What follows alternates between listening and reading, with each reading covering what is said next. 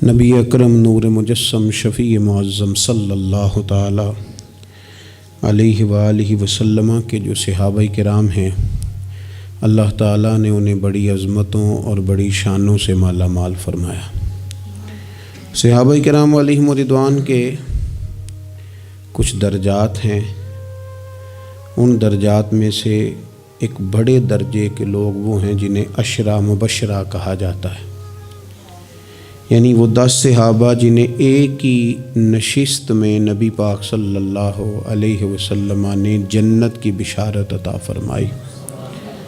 وہ 10 لوگ جن کو حضور علیہ الصلوۃ والسلام نے ایک ہی وقت میں جنتی قرار دیا۔ انہی صحابہ کرام علیہم رضوان میں سے ایک شخصیت کا ذکر ہم کرنے جا رہے ہیں جن کا نام حضرت طلحہ بن عبید اللہ رضی اللہ تعالی عنہ۔ نبی پاک صلی اللہ تعالی علیہ وآلہ وسلم نے حضرت طلحہ بن عبید اللہ سے بڑی محبت فرمائی۔ بالکل شروع میں اسلام آپ نے قبول کر لیا تھا۔ واقعہ یوں ہوا، امام بہقی نے لکھا ہے کہ آپ بصرہ تشریف لے گئے تھے۔ وہاں ایک عیسائی پادری تھا، راہب تھا۔ چونکہ عیسائیوں نے اور یہودیوں نے تورات کے اندر نبی کریم صلی اللہ علیہ وسلم کی عظمتوں اور شانوں کو پڑھا ہوا تھا، تو وہ عیسائی بصرہ میں لوگوں سے یہ کہہ رہا تھا کہ اگر یہاں کوئی حرم کا شخص ملے تو اسے میرے پاس لاؤ۔ حضرت طلحہ بن عبید اللہ رضی اللہ تعالیٰ عنہ وہاں گئے ہوئے تھے۔ لوگ آپ کو پکڑ کے اس عیسائی راہب کے پاس لے گئے۔ اس نے آپ سے پوچھا کہ مکے میں کوئی نیا واقعہ ہوا ہے، کسی احمد نامی شخص کا ظہور ہوا ہے؟ انہوں نے کہا، حضرت طلحہ بن عبید اللہ نے، کہ نہیں مجھے تو نہیں پتا۔ تو اس نے کہا کہ وہاں احمد نامی ایک شخص کا ظہور ہوگا جو اللہ کے پیارے رسول ہوں گے۔ حضرت طلحہ بن عبید اللہ کہتے ہیں وہ بات میرے دل میں نقش کر گئی۔ میں وہاں سے مکہ شریف آیا اور میں نے لوگوں سے پوچھا کہ یہاں کوئی انوکھی بات ہوئی ہے؟ تو انہوں نے کہا ہاں، نبی پاک صلی اللہ علیہ وسلم نے اعلان نبوت کیا ہے اور جناب ابو بکر صدیق نے ان کی اتباع بھی قبول کر لی ہے۔ فرماتے ہیں حضرت صدیق اکبر رضی اللہ تعالیٰ عنہ سے میری اچھی شناسائی تھی، میں ان کے پاس گیا، پھر انہوں نے اس والہانہ انداز میں حضور کا ذکر کیا کہ میں نبی کریم کا کلمہ پڑھ کے حضور کا غلام بن گیا۔ حضرت طلحہ بن عبید اللہ رضی اللہ تعالیٰ عنہ ان 10 صحابہ میں سے ہیں جنہیں نبی پاک صلی اللہ علیہ وسلم نے جنت کی بشارت عطا فرمائی۔ اور حضرت طلحہ بن عبید اللہ رضی اللہ تعالی عنہ ان 8 افراد میں سے ہیں جنہوں نے سب سے پہلے اسلام قبول کیا۔ اور حضرت طلحہ بن عبید اللہ رضی اللہ تعالی عنہ کا شمار ان 5 صحابہ کرام میں ہوتا ہے جنہوں نے حضرت ابو بکر صدیق کے ہاتھ پہ اسلام قبول کیا۔ اور حضرت طلحہ بن عبید اللہ رضی اللہ تعالیٰ عنہ ان 6 لوگوں میں سے ہیں جن کی شورا حضرت عمر فاروق نے بنائی تھی اپنے بعد خلیفہ منتخب کرنے کے لیے۔ اور حضرت طلحہ بن عبید اللہ کی سب سے بڑی فضیلت یہ ہے کہ آپ ان خوش نصیب لوگوں میں سے ہیں جن سے نبی پاک علیہ السلام اپنے وصال ظاہری تک ہمیشہ راضی ہی رہے ہیں۔ اور حضور علیہ الصلوۃ والسلام نے فرمایا جنت میں میرے 2 پڑوسی ہیں، 2 بندے جنت میں میرے ہمسائے ہیں۔ یا رسول اللہ صلی اللہ علیہ وسلم کون سے؟ فرمایا ایک حضرت زبیر بن عوام اور دوسرے طلحہ بن عبید اللہ رضی اللہ تعالی عنہ۔ یہ 2 لوگ ایسے ہیں جن کو رسول پاک صلی اللہ تعالی علیہ وسلم نے فرمایا کہ یہ جنت میں میرے پڑوسی ہیں۔ حضرت طلحہ بن عبید اللہ چونکہ اتنے بڑے آدمی ہیں، اتنی بڑی فضیلت کے آدمی ہیں، تو تھوڑا سا ان کی سیرت کے بعض نقوش پر بھی ہمیں آگے غور کرنی ہے۔ حضرت طلحہ بن عبید اللہ رضی اللہ تعالیٰ عنہ کے مزاج میں بہت زیادہ عاجزی تھی۔ اگر کوئی شخص صاحب فضیلت ہوتا ہے نا تو اسے بھی پتہ ہوتا ہے کہ میری یہ فضیلت ہے۔ اگر کوئی عالم ہے، لوگ اسے عالم جانتے ہیں، تو اسے بھی تو پتہ ہوتا ہے نا کہ میرے پاس علم ہے۔ اگر کوئی آدمی صاحب منصب ہے تو اسے بھی تو پتہ ہوتا ہے نا کہ اللہ نے مجھے یہ عہدہ عطا کیا ہے۔ حضرت طلحہ بن عبید اللہ رضی اللہ تعالیٰ عنہ بھی تو جانتے تھے نا کہ اللہ تعالیٰ نے مجھے کیا عہدہ عطا کیا ہے، لیکن اس کے باوجود ان کی طبیعت کے اندر عاجزی تھی۔ ایک مرتبہ انہوں نے ایک جگہ پہ لوگوں کو نماز پڑھائی، اور نماز پڑھانے کے بعد فرمانے لگے میں تو نماز پڑھانے سے پہلے تم سے اجازت لینا بھول ہی گیا تھا کہ تمہیں نماز پڑھاؤں کہ نہ پڑھاؤں۔ تو لوگوں نے عرض کی حضور ہماری تو یہ بڑی سعادت ہے کہ آپ نے ہماری امامت فرمائی ہے، اس میں اجازت لینے کی کیا بات ہے؟ تو حضرت طلحہ رضی اللہ تعالیٰ عنہ فرمانے لگے اگر کوئی شخص لوگوں کی امامت کرائے، نماز پڑھائے، لیکن لوگ اس سے راضی نہ ہوں کہ یہ ہمارا امام بنے، تو فرمایا اس کی نماز اس کے کانوں سے اوپر تک نہیں جاتی۔ لہٰذا میں نہیں چاہتا کہ زبردستی تم پر مسلط ہوں، میں چاہتا یہ تھا کہ پہلے تم سے پوچھ لوں پھر تمہارا امام بنوں۔ یہ مزاج کی عاجزی، اور طلباء کو، علماء کو، آئمہ کو یہ سبق دینے کے لیے کہ اگر تمہیں اللہ تعالیٰ منصب عطا کرے تو وہ منصب پھر بھی تمہارے اندر عاجزی ہی پیدا کرے، انکساری ہی تمہارے مزاج کا حصہ بنے۔ اللہ تبارک و تعالیٰ نے حضرت طلحہ رضی اللہ تعالیٰ عنہ کو مال بھی عطا فرمایا تھا، لیکن اس کے ساتھ ساتھ خرچ کرنے کا شوق اور جذبہ بھی اللہ نے انہیں دیا تھا۔ ایک شخص پر 30,000 دینار کا قرضہ تھا، سارا ہی انہوں نے اپنے ذمے لے لیا، فرمایا تو بے فکر ہو جا، میں تیرا سارا قرضہ ہی ادا کر دوں گا۔ یتیموں، بیواؤں، مساکین سب کے ساتھ فراخ دلی سے پیش آتے، لوگوں کے مسائل حل کرتے۔ اور حضرت سیدہ طیبہ طاہرہ سیدہ عائشہ صدیقہ رضی اللہ تعالیٰ عنہ چونکہ مومنوں کی ماں ہیں تو ماں سے عقیدت ہوتی ہے۔ حضرت طلحہ بن عبید اللہ رضی اللہ تعالیٰ عنہ کو بڑی عقیدت تھی، ہر سال 10,000 دینار سیدہ عائشہ کی خدمت میں بطور نذرانہ کے پیش کرتے تھے، بطور نذرانہ کے، اپنے دل کی تسکین کے لیے کہ میں اپنی ماں کی خدمت کر رہا ہوں۔ اور خدمت خلق اور دینے کا جذبہ اس طرح کا تھا کہ ان کی زوجہ ارشاد فرماتی ہیں کہ ایک دن میں انہوں نے 1,00,000 درہم اللہ کے راستے میں خرچ کیا۔ لیکن اپنی ان کی کیفیت یہ تھی کہ انہیں نماز میں مسجد جانے میں اس لیے دیر ہو گئی کہ ان کا کرتا پھٹا ہوا تھا اور میں کرتا سی رہی تھی، تو کرتا سیتے سیتے دیر ہو گئی تو ان کی جماعت رہ گئی، یعنی اللہ کے بندوں پر خرچ کر دیا لیکن اپنے اوپر انہوں نے خرچ نہیں کیا۔ یہ سٹیٹس بندے کا اس وقت بنتا ہے جب دیکھیں نا، بہت سارے لوگوں کا مزاج ہوتا ہے کہ میں پیسے جمع کر لوں، پیسے جمع کر لوں، تو وہ بھی جمع کرتے تھے، اللہ کے بندے بھی جمع کرتے تھے، پر دنیا کے بینکوں میں نہیں، آخرت کے خزانے میں۔ تو وہ آخرت کے خزانے میں جمع کرنے کا یہ انداز تھا کہ ان کی زوجہ فرماتی ہیں کہ ایک دن میں نے انہیں بڑا پریشان دیکھا، بڑے پریشان تھے، تو میں نے ان سے کہا کہ مجھ سے کوئی غلطی ہو گئی، آپ بہت زیادہ پریشان ہیں؟ تو حضرت طلحہ بن عبید اللہ رضی اللہ تعالیٰ عنہ فرمانے لگے نہیں، تم سے کوئی غلطی نہیں ہوئی، اصل میں آج میرے پاس بہت سارے پیسے جمع ہو گئے، تو میں پریشان ہوں کہ اتنی دولت کے ساتھ وقت گزاروں گا۔ کتنی بلڈنگوں پہ راضی ہیں مسلمان، سرمایہ آتا کسے برا لگتا ہے، کس طرح لوگ پیسہ چھپا چھپا کے رکھتے ہیں، کس طرح لوگ اپنی بے نامی جائیدادیں بناتے ہیں، کیا ترتیب لوگ اختیار کرتے ہیں مال کو کسی طریقے سے سنبھال کے رکھا جائے، خرچ نہ ہو۔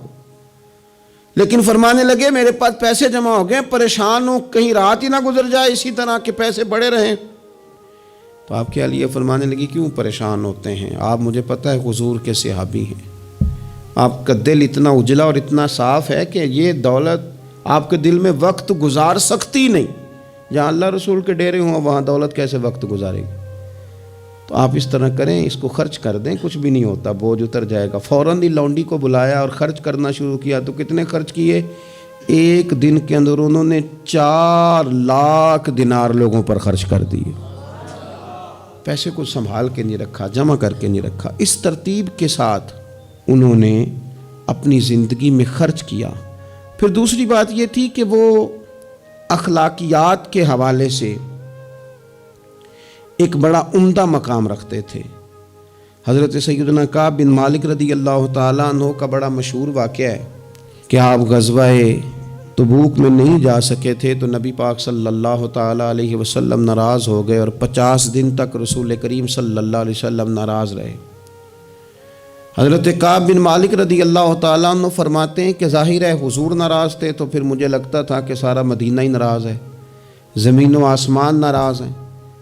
فرماتے ہیں چونکہ ہر شخص ناراض تھا اور میں بڑا پریشان تھا، پھر کئی دنوں کے بعد اللہ تبارک و تعالیٰ نے میری توبہ قبول فرمائی، اور جب اس کا اعلان ہوا نا تو فرماتے ہیں سب سے پہلے جس بندے نے اٹھ کے مبارک دی اور بڑی گرم جوشی سے مجھے ملے وہ حضرت طلحہ بن عبید اللہ تھے۔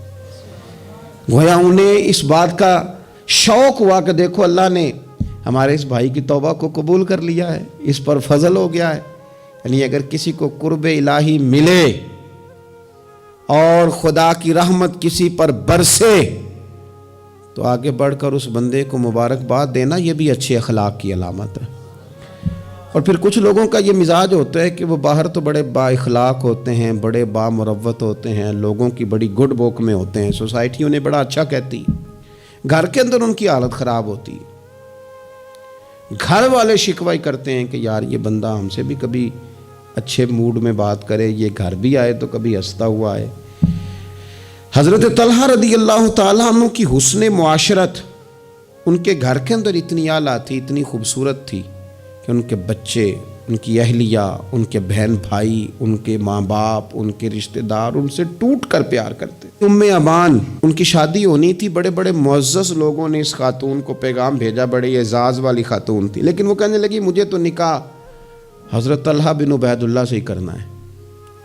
بھئی ان سے آپ کو کیوں نکاح کرنا ہے؟ تو وہ کہنے لگی میں ان کے اخلاق کے عالیہ سے واقف ہوں، اوصاف حمیدہ کو جانتی ہوں، وہ نہ گھر میں آتے ہیں تو پھر بھی ہنستے ہوئے آتے ہیں، اور میں نے سنا ہے جاتے ہیں تو پھر بھی ہنستے ہوئے جاتے ہیں، اور ان سے مانگنا نہیں پڑتا، خود ہی دے دیتے ہیں، اور کبھی مانگ لو تو دینے میں دیر ہی نہیں کرتے۔ اور فرمانے لگی اگر کوئی کام کر دو تو شکریہ ادا کرتے ہیں، اور کوئی غلطی ہو جائے تو محبوب کے صحابی کی شان یہ ہے کہ فوراً معاف کر دیتے ہیں۔ تو ان اوصاف کا شوہر اگر کسی کو ملے تو پھر اس خاتون کو نکاح کرنے میں دیر نہیں کرنی چاہیے۔ حضرت طلحہ بن عبید اللہ رضی اللہ تعالیٰ عنہ کی بڑی خدمات ہیں، تمام غزوات میں شریک ہوئے سوائے غزوہ بدر کے۔ اس میں بھی بعض محدثین نے لکھا ہے کہ انہیں نبی پاک صلی اللہ تعالیٰ علیہ وسلم نے ایک مہم پہ بھیجا تھا جس کی بنیاد پر وہ جو نہ جا سکے غزوہ بدر میں، عملی طور پر شریک نہ ہو سکے، لیکن جو غزوہ احد ہے اس کے بارے میں تو حضرت ابوبکر صدیق رضی اللہ تعالیٰ عنہ فرمایا کرتے تھے غزوہ احد کا سارا دن ہی حضرت طلحہ کا ہے۔ نبی پاک صلی اللہ تعالیٰ علیہ وسلم نے نا ڈبل زرہ پہن لی تھی، 2 زرہیں حضور نے پہن لی تھی، تو ایک پہاڑ پر حضور چڑھنے لگے تو کچھ مشقت محسوس ہوئی، قربان جائیں، حضرت طلحہ نے جلدی سے گردن چکائی، یا رسول اللہ یہاں رکھیں آپ قدم اور آپ چڑھیں۔ محبوب نے قدم رکھا اور رکھتے ہی فرمایا لو طلحہ تم نے اپنے اوپر جنت واجب کر لی ہے، تم نے اپنے اوپر جنت واجب کر لی۔ اس دن چونکہ افواہ اڑا دی تھی احد کے دن کفار مکہ نے کہ نبی پاک صلی اللہ تعالیٰ علیہ وسلم کو شہید کر دیا گیا، تو لوگ بکھر گئے تھے، تو جو 12 لوگ نبی پاک علیہ السلام کے ساتھ رہ گئے ان میں حضرت طلحہ بن عبید اللہ تھے۔ جو تیر بھی حضور کی طرف آتا تھا نا وہ اپنا ہاتھ آگے کر دیتے تھے، ان کا ایک ہاتھ شل ہو گیا سارا۔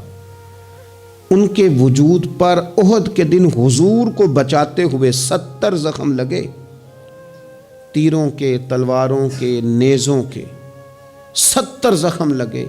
سجنا جان امانت تیری تو جدو مانگ سیں میں پیش کرے ساں، 70 زخم لگے۔ حضرت صدیق اکبر رضی اللہ تعالیٰ عنہ فرماتے ہیں جب ہم حضور کی خدمت میں حاضر ہوئے تو نبی پاک صلی اللہ علیہ وسلم نے فرمایا پہلے طلحہ بن عبید اللہ کو دیکھو۔ کہتے ہیں جب ہم حضور کی خدمت کر کے ان کے پاس گئے تو وہ بے ہوش تھے، زخموں کی شدت کے سبب بے ہوش تھے، میں نے ان کے منہ پہ پانی چھڑکا۔ فرماتے ہیں ان کی آنکھ کھلی تو پہلا سوال انہوں نے یہ پوچھا کہ بتاؤ میرے نبی کریم کا کیا حال ہے، رسول کریم صلی اللہ تعالیٰ علیہ وسلم کی طبیعت کیسی ہے، حضور کے بارے میں بتاؤ۔ کہتے ہیں ہم نے کہا الحمدللہ حضور ٹھیک ہیں، اللہ کے فضل اور احسان میں ہیں، اللہ تعالیٰ نے انہیں محفوظ رکھا ہے۔ تو کہتے ہیں وہ کہنے لگے اگر محبوب ٹھیک ہے نا تو پھر کوئی مصیبت بھی مصیبت نہیں ہے، پھر ساری مصیبتیں آسان ہیں۔ حضرت طلحہ بن عبیداللہ رضی اللہ تعالیٰ عنہ کو اللہ تبارک و تعالیٰ نے شانوں والی زندگی عطا فرمائی، عزتوں والا مقام عطا کیا، اور اللہ تعالیٰ نے انہیں شہادت کی موت عطا فرمائی۔ حضرت طلحہ بن عبیداللہ رضی اللہ تعالیٰ عنہ شہید ہو گئے، لیکن کمال دیکھیے کہ صاحب اسد الغابہ نے لکھا ہے، یہ کمال دیکھیے، کون کہتا ہے ولی مر گئے، قید سے چھوٹے اپنے گھر گئے، تے وارث شاہ کدو مردے جنہ کیتیاں نیک کمائیاں نے۔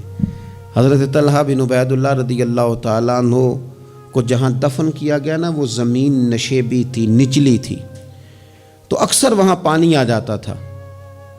تو آپ نے وصال کے بعد تقریباً 30 سال کے بعد ایک شخص کو بار بار خواب میں آ کے کہا کہ مجھے یہاں سے نکالو، مجھے یہاں سے نکالو۔ وصال کے بعد بلے شاہ ایسا نہیں مرنا، اے تے مر گیا ہی کوئی اور، نکالو۔ اس شخص نے پھر حضرت سیدنا عبداللہ ابن عباس رضی اللہ تعالیٰ عنہ کو خواب سنایا، تو حضرت عبداللہ ابن عباس نے ایک صحابی کا مکان 10,000 دینار کا خرید کے حضرت طلحہ بن عبیداللہ رضی اللہ تعالیٰ عنہ کی مقدس لاش کو وہاں سے نکال کے وہاں دفن کیا۔ کہتے ہیں کہ 30 سال کے بعد ان کی مقدس لاش کو ایک جگہ سے دوسری جگہ منتقل کیا گیا، لیکن جسم اسی طرح ہی تر و تازہ تھا۔ بعد مرن دے مکھڑا میرا ہو جاوے نا تازہ، سمجھ لینا محبوب میرے نے آن پڑھیا جنازہ۔ اسی طرح جسم تر و تازہ تھا، 30 سال کے بعد انہیں دوسری جگہ منتقل کیا گیا۔ یہ حال ہے ان کے غلاموں کا، تو پھر سرکار کا عالم کیا ہوگا؟ تو زندہ ہے واللہ، تو زندہ ہے واللہ، میرے چشم عالم سے چھپ جانے والے۔ اللہ تعالی ہمیں حضرت سیدنا طلحہ بن عبیداللہ رضی اللہ تعالیٰ عنہ کے فیض سے فیض یاب فرمائے۔ آخر دعوانا الحمدللہ رب